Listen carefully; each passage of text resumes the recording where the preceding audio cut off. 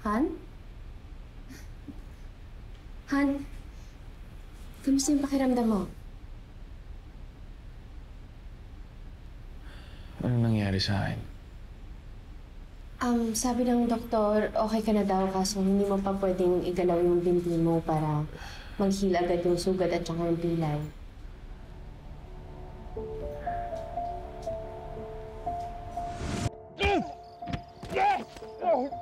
Ano? Jordan! Jordan! Katapusan yun ng dalawa.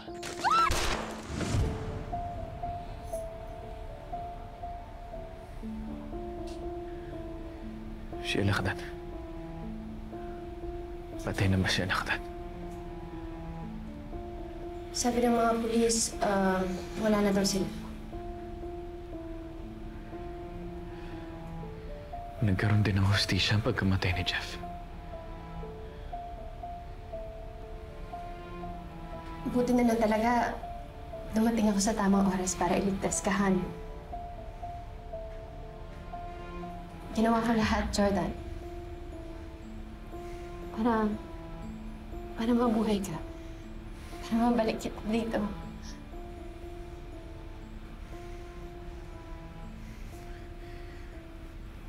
Han, makakapagsimula na tayo ulit. Nakita ko si Christy. Nandun din siya sa may gubat. Kasama ba siya sa nagligtas sa akin? Yes, pero ako pa rin yung nag-spearhead at saka nagplano ng lahat ng yon. Parang sumama lang sila. Nasaan siya? Gusto kong makausap si Christy. Tumaan siya kahapon, pero sabi niya may kailangan daw siya gawin. Pinaplano niya na kasi yung kasal nila ni Leon, kaya ako daw muna yung bahala sa'yo. Which is, tama naman siya kasi ako naman yung asawa mo.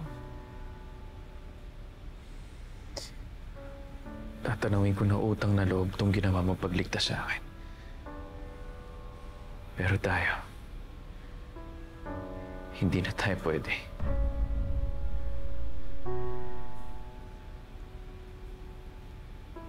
Jordan, no, please. Shaira, hindi na tayo magkakabalikan. Kapag gumaling ako, itutuloy ko pa rin yung pagpapaana sa kasal natin.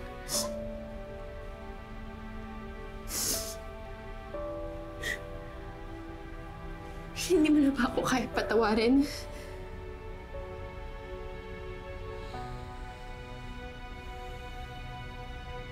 Kaya kitang patawarin. O yun naman pala eh. Pero yun lang ang kaya kong ibigay sa'yo.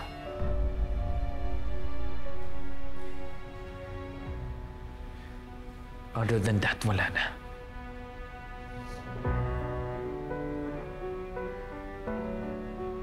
Paano ako?